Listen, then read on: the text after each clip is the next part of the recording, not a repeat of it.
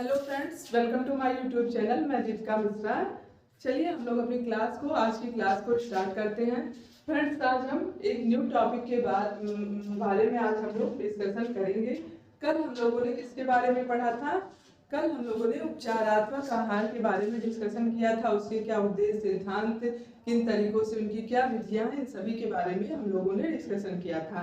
But आज हम लोग क्या पढ़ेंगे? आज हम लोग एक नई टॉपिक के साथ अपनी क्लास को स्टार्ट करते हैं। आज हम लोगों की टॉपिक क्या होगी? आज हम लोगों की टॉपिक मधुमेह यानी डायबिटीज है। ओके, क्या है? मधुमेह। मधुमेह जिसे क्या कहा जाता है? डायबिटीज।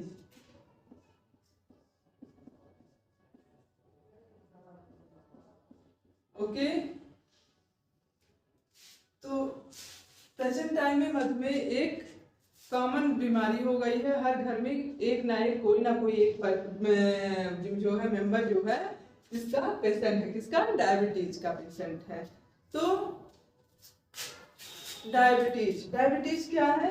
जब किसी व्यक्ति के शरीर में, किसी व्यक्ति के रक्त में ग्लूकोज की मात्रा सामान्य मात्रा से अधिक हो जाती है तो वह व्यक्ति क्या? मधुमेह से ग्रसित हो जाता है, यानी डायबिटीज का पेशेंट हो जाता है। क्या होता है? जब किसी व्यक्ति के रक्त में ग्लूकोज की मात्रा सामान्य मात्रा से अधिक हो जाती है तो वह व्यक्ति मधुमेह का ग्रसित हो जाता है।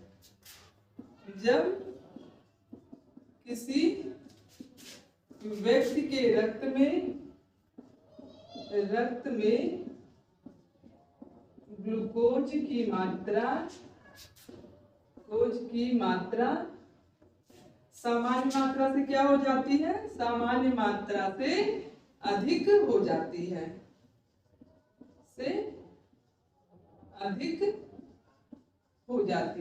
तो क्या होता है? वह डायबिटीज का पेशेंट हो जाता है। किसकी? रक्त में जो है ग्लूकोज की मात्रा सामान्य मात्रा से अधिक होने पर वह उसका पेशेंट हो जाता है। तो ये क्या है? हमारा मधुमेह जो है यह हमारे चयापचय से संबंधित रोग है। मधुमेह किससे संबंधित है? हमारे चयापचय से संबंधित रोग है। यह कार्बोहाइड्रेट, वसा, प्रोटीन, मुख्यतः या कार्बोहाइड्रेट के ही चयापचय से संबंधित है। तो मधुमेह क्या है? ये चयापचय से संबंधित है। और इसमें क्या होता है? शरीर में इंसुलिन हार्मोन जो होता है उसका अल्प श्रावण होने पर क्या होता है? मधुमेह हो जाता है। क्या? शरीर में अल्प श्रावण होने पर इंसुलिन के, और इंसुलिन निकलता कहाँ से है? इंसुलिन जो होता है हमारा अग्न्याशय यानी पैंक्रियाज के, कहाँ से निकलता है? पैंक्रियाज के लैंगर-हैंस की दीपिकाओं से बीटा सेल के द्वारा यह निकलता है। इसको नोट कर लीजिए। क्या होता है? इंसुलिन के अल्प श्रावण से होता है। यह इंसुलिन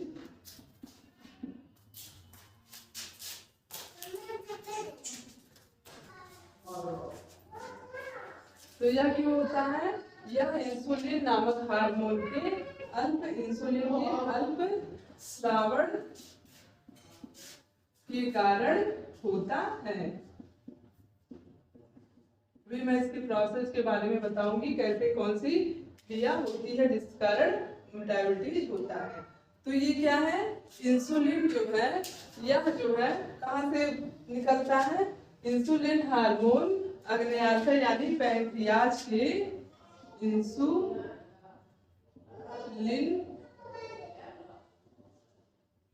हार्मोन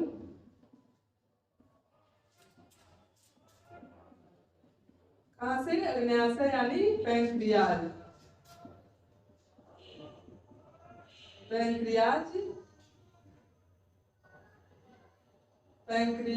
के लैंगर-हैंस के, कहाँ से? पैंक्रियाज के लैंगर-हैंस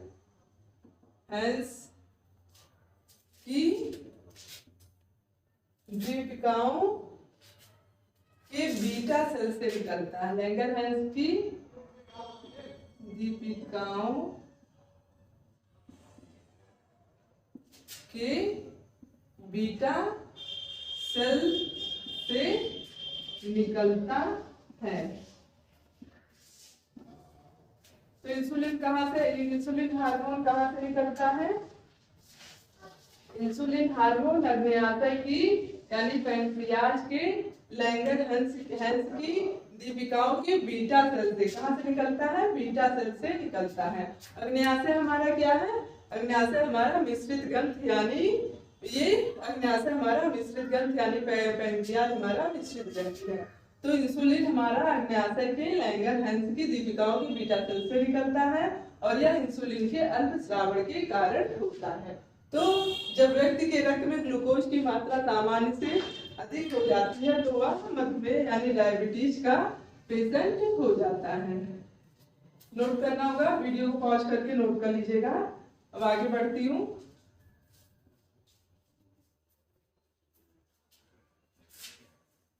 और मधुमेह कितने मतलब व्यक्ति के रक्त में शुगर ग्लूकोज की मात्रा कितनी होनी चाहिए?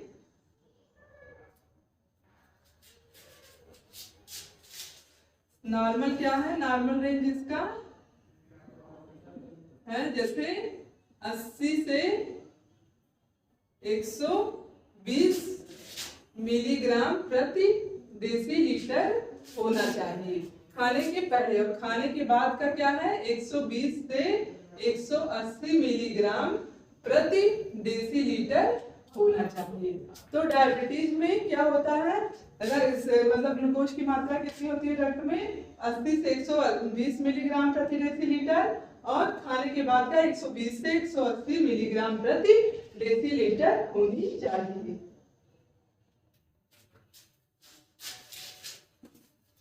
ओके, अब हम देखेंगे इसके प्रोसेस के बारे में, किस प्रकार क्रिया करते हुए यह रोग होता है।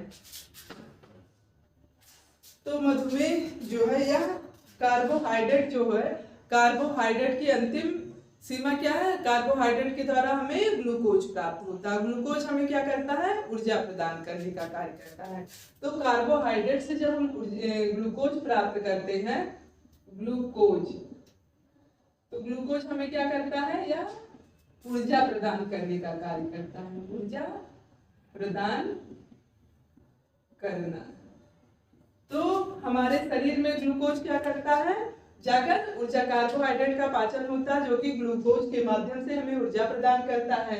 तो ग्लूकोज जब हमारी बॉडी में जाता है तो यह हमें ऊर्जा प्रदान करता है। और ग्लूकोज की जो अतिरिक्त मात्रा होती है वह क्या होता है? इंसुलिन की उपस्थिति में किसमें परिवर्तित हो जाती है? ग्लाइकोजन में।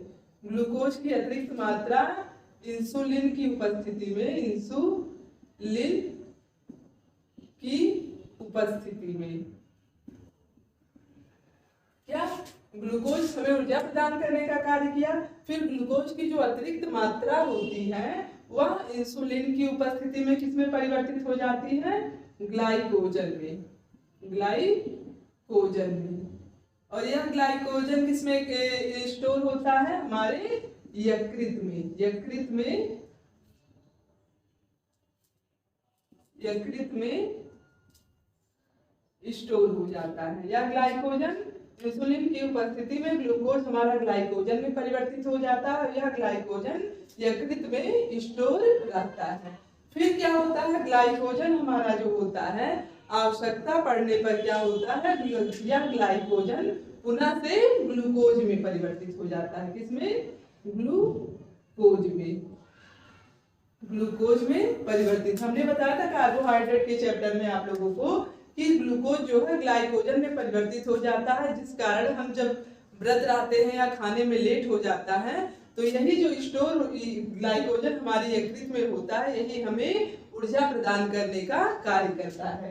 तो ग्लाइकोजन जो है आवश्यकता पड़ने पर किस में परिवर्तित हो जाता है? जैसे हम व्रत रहते हैं ना, तो यही ग्लाइकोजन जो स्टोर रहता है यही व्रत की स्थिति जब हम कुछ खाते नहीं है तो ग्लूकोज में परिवर्तित होकर हमें पुनः ऊर्जा देने का कार्य करता है। तो ग्लूकोज जो ग्लाइकोजन जब आवश्यकता होती है तो ग्लूकोज में परिवर्तित हो जाता है और ऊर्जा प्रदान करने का कार्य करता है। बट यह ग्लाइकोजन ग्लूकोज में परिवर्तित होता है, लेकिन अगर इंसुलिन की कमी हो जाती है, बट क्या होता है? इंसुलिन की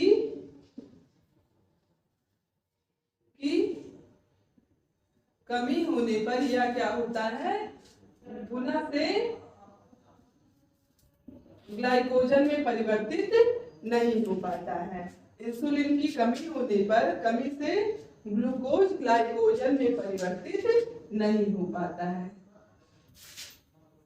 ग्लूकोज ग्लाइकोजन में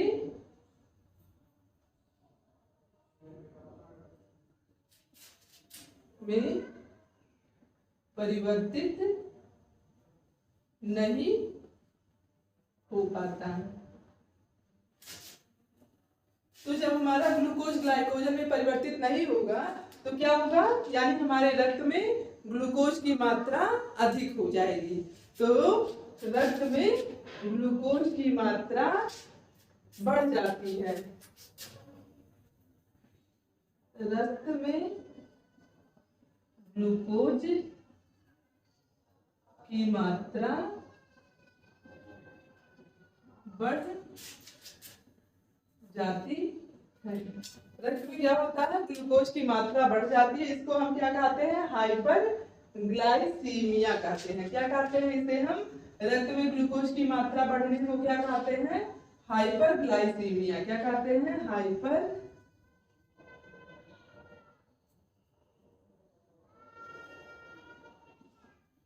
हाइपर ग्लाइसीमिया। तो रक्त में ग्लूकोज की मात्रा बढ़ जाने को हम हाइपरग्लाइसीमिया कहते हैं। अब इसके प्रोसेस को फिर से आप लोग समझ, जब रक्त में ग्लूकोज की मात्रा बढ़ जाती है तो उसको हाइपरग्लाइसीमिया कहते हैं, और ग्लूकोज की मात्रा अधिक होने पर व्यक्ति डायबिटीज का पेशेंट हो जाता है। तो क्या होता है, कार्बोहाइड्रेट के माध्यम से हमें ग्लूकोज प्राप्त होता है। ग्लूकोज हमें क्या करता है, ऊर्जा प्रदान करता है। तो कार्बोहाइड्रेट के माध्यम से हमें ग्लूकोज प्राप्त होगा, और यह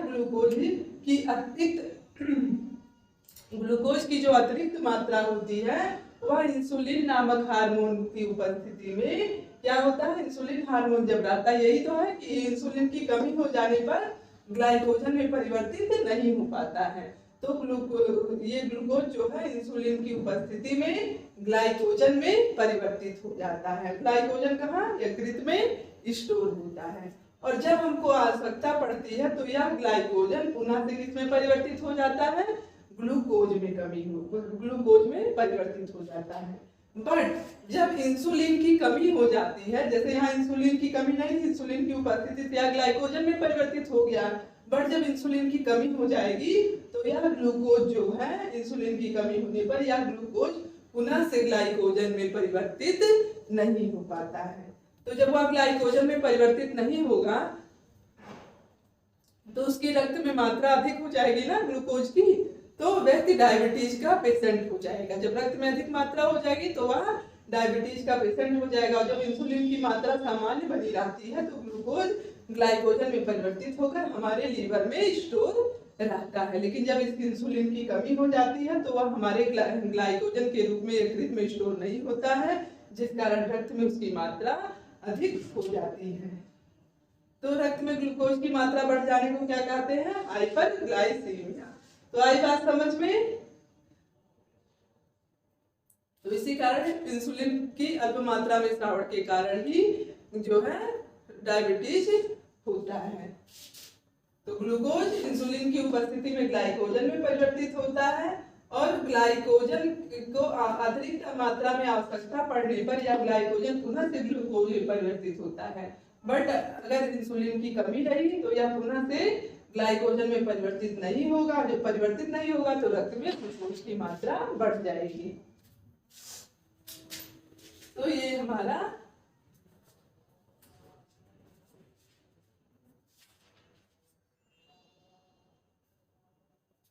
अब हम देखेंगे इनके प्रकार के बारे में, मधुमेह के प्रकार। इसको आप लोग अगर समझने के लिए नोट करना चाहें तो नोट कर लीजिए। मधुमेह के प्रकार।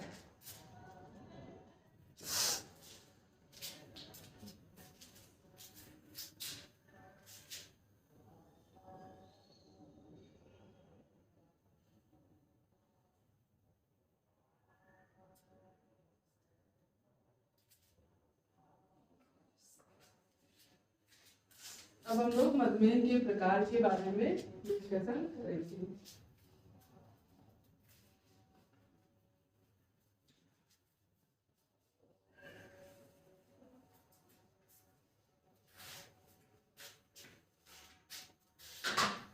मधुमेह के प्रकार यानी डायबिटीज के प्रकार।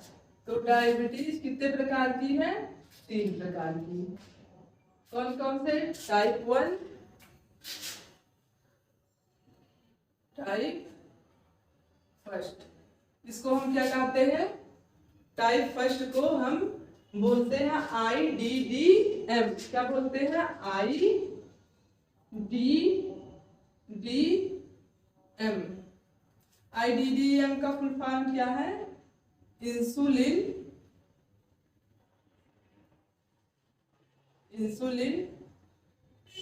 Dependent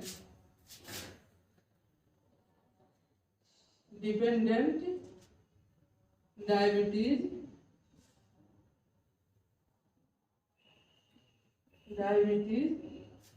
mellitus.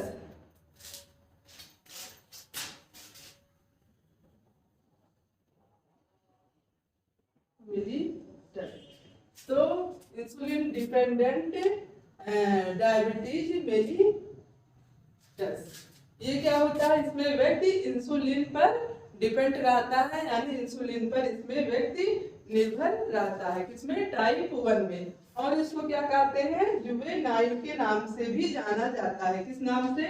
जुवेनाइल। क्या? जुवेनाइल।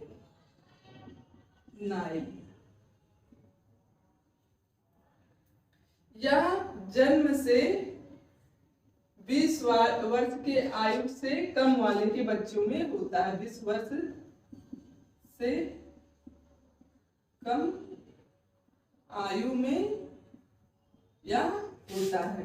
तो टाइप 1 जो है ये किसमें होता है? जन्म से 20 वर्ष से कम के आयु वाले बच्चों में यह होता है। तो बच्चों में जो डायबिटीज होता है उसे क्या कहते हैं? जुवेनाइल कहते हैं। और टाइप 1 यानी टाइप फर्स्ट को क्या कहा जाता है? Insulin dependent diabetes mellitus. Okay, तो यह हमारा टाइप फर्स्ट हुआ। और टाइप सेकंड हमारा है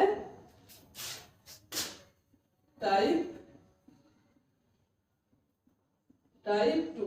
इसको हम क्या कहते हैं? NIDDM। इसका फुल फॉर्म क्या होगा? नॉन इंसुलिन डिपेंडेंट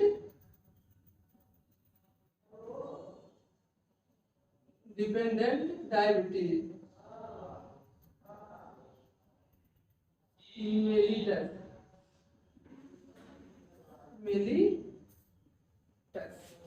तो ये किसमें होता है? यह वयस्कों और वृद्धों में होता है। वयस्कों और वृद्धों में। ओके, तो टाइप 1 जिसको insulin dependent diabetes mellitus juvenile कहते हैं। टाइप 2 नॉन इंसुलिन है। और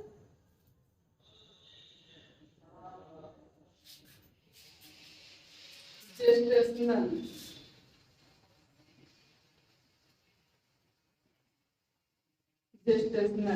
या क्या होता है? गर्भावस्था के दौरान होने वाली डायबिटीज को हम क्या कहते हैं? Gestational diabetes. गर्भावस्था के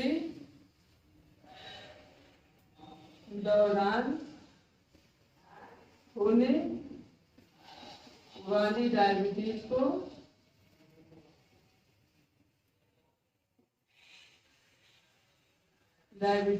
जेस्टेशनल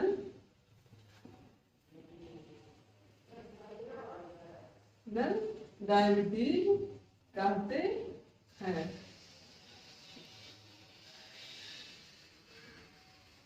ओके, तो डायबिटीज हमारे कितने प्रकार के होते हैं? टाइप 1 जिसको IDDM कहते हैं, यानी insulin dependent diabetes mellitus. Okay, इसको क्या कहते हैं, जुवेनाइल भी कहा जाता है। तो बालकों या बच्चों में होने वाले डायबिटीज को क्या कहते हैं, जुवेनाइल कहा जाता है, या जन्म से 20 वर्ष से कम आयु वाले बच्चों में होता है। और टाइप 2 जो है इसको हम NIDDM कहते हैं, non insulin dependent diabetes mellitus, या वयस्कों और वृद्धों में होता है। ये जो टाइप 1 है इसमें क्या होता है, व्यक्ति इंसुलिन पर डिपेंड रहता है, उसको इंसुलिन का इंजेक्शन दिया जाता है। और इसमें क्या है, ये नॉन इंसुलिन डिपेंडेंट है, यानी इसमें इंसुलिन पर डिपेंड यानी इंसुलिन पर निर्भर नहीं रहते हैं, या वयस्कों और वृद्धों में होता है। और जेस्टेशनल डायबिटीज जो है या प्रेगनेंसी पीरियड में यानी गर्भावस्था के दौरान होने वाली डायबिटीज को हम जेस्टेशनल डायबिटीज कहते हैं।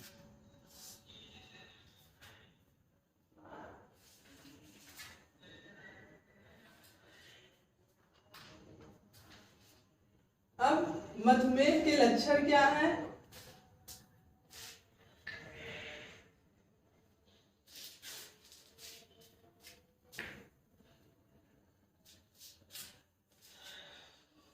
ये तो आपके प्रकार होगा, इसको मैं मिटा दे रही हूँ। अब हम लोग मधुमेह के लक्षण के बारे में देखेंगे।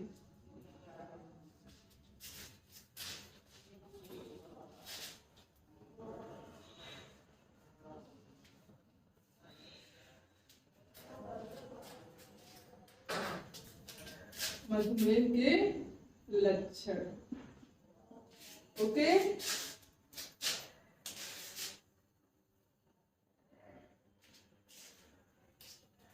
तो मधुमेह के लक्षण क्या है, पॉलीयूरिया। इसमें क्या होता है, जो है ग्लूकोज जो है उसके द्वारा ग्लूकोज की अधिकता से जल का मूत्र के द्वारा अधिक निष्कासन होता है, यानी बार बार मूत्र त्याग को हम क्या कहते हैं, पॉलीयूरिया।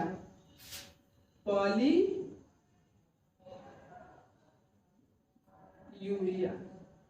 तो लक्षण क्या है, पॉलीयूरिया। इसमें क्या होता है, ग्लूकोज की मात्रा अधिक होने से जो है जल मूत्र के द्वारा अधिक उत्सर्जित होता है, यानी बार बार मूत्र त्याग होता है, तो उसको क्या कहते हैं, पॉलीयूरिया। तो मधुमेह में बार बार मूत्र त्याग होता है, बार बार मूत्र त्याग, ओके। तो लक्षण क्या है, मधुमेह में बार बार मूत्र त्याग होता है। और दूसरा आपका क्या होगा, पॉलीडिप्सिया।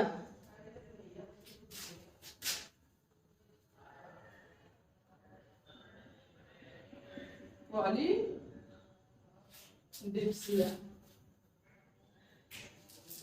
इसमें क्या होता है, जैसे बार बार मूत्र त्याग होने से जल की मात्रा कम होने से उसको प्यास लगती है, बार बार प्यास लगती है। तो बार बार प्यास लगने को क्या कहते हैं, पॉलीपेप्सिया, बार बार प्यास लगना। तो मधुमेह का लक्षण क्या है, उसमें बार बार मूत्र त्याग होगा और बार बार प्यास लगेगा। तो बार बार प्यास लगने को पॉलीडिप्सिया कहते हैं। पॉलीफेजिया तीसरा हमारा होगा पॉलीफेजिया। पॉलीफेजिया में क्या होता है, भोजन यानी आहार का उपयोग सही से न हो पाने के कारण ऊतकों को अधिक मात्रा में भोजन की आवश्यकता होती है। इस कारण उन्हें बार बार भूख महसूस होता है, यानी बार बार भूख लगती है। क्या होता है, भोजन का आहार का उपयोग सही से न होने के कारण ऊतकों को भोजन की अधिक मात्रा में आवश्यकता होती है, जिस कारण उन्हें बार बार भूख लगती है। तो बार बार भूख लगने को क्या कहते हैं, पॉलीफेजिया, बार बार भूख लगना। ये एग्जाम में पूछ सकता है ना कि पॉलीयूरिया क्या है, पॉलीडिप्सिया क्या है, पॉलीफेजिया क्या है। तो इसको आप लोग नोट कर लीजिए, अपने माइंड में रखे रहिए कि पॉलीयूरिया बार बार मूत्र त्याग को या पॉलीफेजिया बार बार भूख लगने को कहते हैं।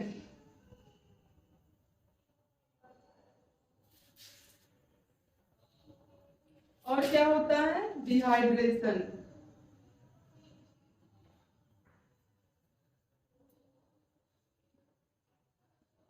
डिहाइड्रेशन यानी निर्जलीकरण, तो जल की कमी हो जाती है, जब बार बार मूत्र त्याग होगा तो जल की मात्रा कम हो जाएगी ना, तो जिस कारण जल की कमी हो जाती है। किसकी? जल की कमी। तो डिहाइड्रेशन में जल की कमी हो जाती है। और क्या होता है? मधुमेह की स्थिति में क्या होता है? रोग प्रतिरोधक क्षमता कम हो जाती है। रोग प्रतिरोधक क्षमता कम हो जाती है। और क्या होता है? रोग प्रतिरोधक, हमने देखा था ना कोरोना टाइम में क्या होता था कि ये कोरोना जो है अटैक किस पे करता था? डायबिटीज के या जो है हाई ब्लड प्रेशर, इन सब के पेशेंट को, या फेफड़े, इन सभी से जो ग्रसित पेशेंट होते थे उनको जो है कोरोना सबसे पहले अटैक करेगा, क्योंकि उनमें रोग प्रतिरोधक क्षमता कम हो जाती है। तो डायबिटीज के पेशेंट में रोग प्रतिरोधक क्षमता की कमी हो जाती है। और क्या होता है? घाव जो होता है वह देरी से भरता है। घाव देरी से भरता है।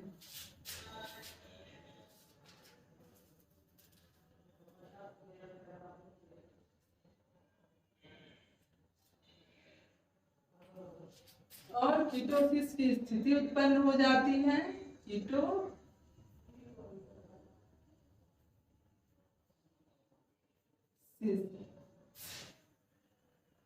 कीटोसिस की स्थिति। और क्या हो जाता है? डायबिटिक कोमा, यानी कोमा। कोमा में क्या होता है? व्यक्ति बेहोश हो जाता है, उसको याद नहीं आती, जिसके शरीर में जान तो होती है बट वह कोई प्रतिक्रिया नहीं कर पाता है। तो डायबिटीज की मात्रा अधिक होने पर व्यक्ति को कोमा में भी चला जाता है या कोमा हो जाता है। तो ये सारे इसके लक्षण हैं। क्या है? जब बार बार जैसे मुंह सूखता है ना, प्यास लगता है, पानी की मात्रा कम होने पर बार बार मुंह सूखेगा। तो पॉलीयूरिया में बार बार मूत्र त्याग होता है। पॉलीडिप्सिया में बार बार प्यास लगती है। पॉलीफेजिया में बार बार भूख लगती है। और डिहाइड्रेशन, बार बार मूत्र त्याग से जल की कमी हो जाती है, जिसे हम निर्जलीकरण या डिहाइड्रेशन कहते हैं। और रोग प्रतिरोधक क्षमता की कमी हो जाती है। घाव देरी से भरते हैं। कीटोसिस की स्थिति उत्पन्न हो जाती है और कोमा की, डायबिटीज कोमा हो जाता है। तो ये सारे हमारे मधुमेह के लक्षण यानी डायबिटीज के लक्षण हैं।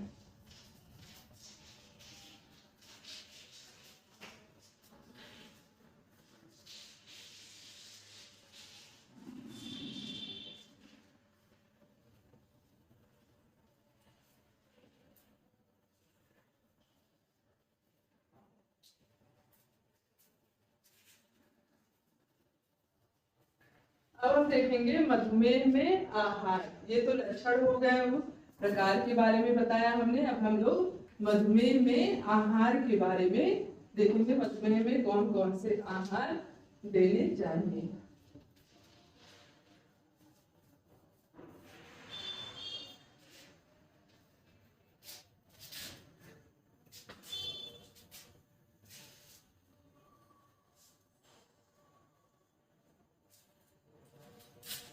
मधुमेह में आहार, इसमें क्या है? आहार कैसा होना चाहिए? रोगी की आयु, वजन, लंबाई के अनुसार उसको कैलोरी की मात्रा कितनी? 5% कैलोरी कम देनी चाहिए, यानी मधुमेह में कैलोरी की मात्रा कम देनी चाहिए। वसा और कार्बोहाइड्रेट भी कम देना चाहिए। प्रोटीन भी सामान्य मात्रा में देनी चाहिए। और क्या होता है? हरी पत्तेदार सब्जियां, दालें वगैरह देना चाहिए। और शुगर को अवॉइड करना चाहिए। शुगर जो है फ्री डाइट का यूज करना चाहिए। तो क्या करना चाहिए?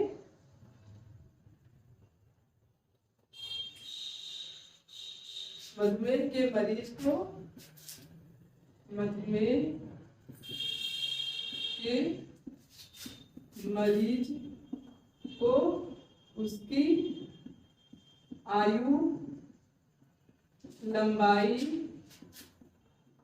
वजन के अनुसार कितना कैलोरी देना चाहिए? 5% कम, अनुसार 5% कम कैलोरी देना चाहिए। देना चाहिए। और क्या, वसा और कार्बोहाइड्रेट भी कम मात्रा में देना चाहिए। वसा, कार्बोज कम देना चाहिए और प्रोटीन भी सामान्य मात्रा में देनी चाहिए। और यानी कम कैलोरी युक्त आहार डायबिटीज के पेशेंट को देना चाहिए। हरी पत्तेदार सब्जियां,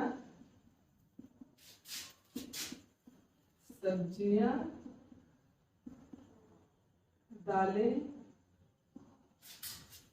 और शुगर फ्री डाइट लेना चाहिए। और शुगर अवॉइड करना चाहिए। क्या, शुगर का यूज नहीं करना चाहिए, उसको अवॉइड करना चाहिए। और क्या, मैदा का प्रयोग नहीं करना चाहिए। जैसे मैदा बनाने के लिए जिस पदार्थ का यूज किया जाता है वह क्या करता है, इंसुलिन की मात्रा को कम कर देता है, इसलिए हमें मैदा का यूज नहीं करना चाहिए। मैदा का यूज नहीं करना चाहिए। और खाना कम कई बार में खाना, थोड़ा थोड़ा करके खाना को कई बार में खाना चाहिए। यानी खाना कम खाना चाहिए, कम और कई बार में खाना चाहिए। कई बार में खाना चाहिए। और क्या करना चाहिए, दिन में जो है भोजन पर्याप्त मात्रा में लेना चाहिए, बट रात में कम खाना खाना चाहिए। दिन में पर्याप्त भोजन, बट रात में कम खाना चाहिए।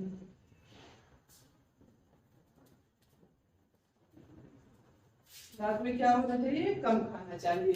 तो क्या करना चाहिए इसमें, जो जितने भी हमारे शुगर वाले वो भोज्य पदार्थ है उनको अवॉइड करना चाहिए। शुगर फ्री डाइट लेना चाहिए और मधुमेह के रोगी को कैलोरी कम देनी चाहिए और वसा कार्बोज भी कम देना चाहिए। हरी पत्तेदार सब्जियां, दालें देनी चाहिए और मैदा का यूज नहीं करना चाहिए। खाना कम मात्रा में कई बार खाना चाहिए और दिन में पर्याप्त बट रात में कम भोजन लेना चाहिए।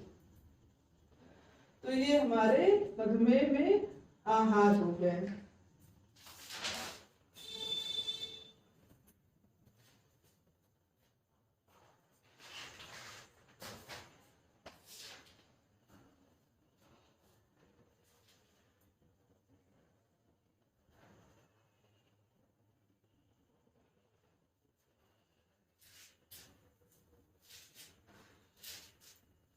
अब मधुमेह होने के क्या कारण है, जैसे आयु बढ़ने के साथ साथ भी डाइजेशन सही से नहीं हो पाता है तो क्या होता है, मधुमेह हो जाता है। और क्या होता है, टेंशन की वजह से भी हो जाता है, मोटापा की वजह से मधुमेह यानी डायबिटीज, रक्त में शर्करा की मात्रा अधिक हो जाती है और मोटापा से भी होता है। और इस कारण वंशानुक्रम, अगर मतलब किसी को है पीढ़ियों में तो वह धीरे धीरे करके हस्तांतरित होता रहता है। तो इसको वंशानुक्रम के कारण भी यह होता है। गर्भावस्था में भी यह होता है, प्रेगनेंसी टाइम में, बट प्रेगनेंसी के बाद मैक्सिमम लोगों में देखा जाता है यह ठीक हो जाता है। तो ये हमारे मधुमेह के प्रकार, मधुमेह में कौन से आहार होने चाहिए और मधुमेह किसे कहा जाता है, क्या प्रोसेस कैसे होता है, इस बारे में हम लोगों ने डिस्कशन किया है। कुछ बाकी हो तो उसको भी कंप्लीट कर देती हूँ।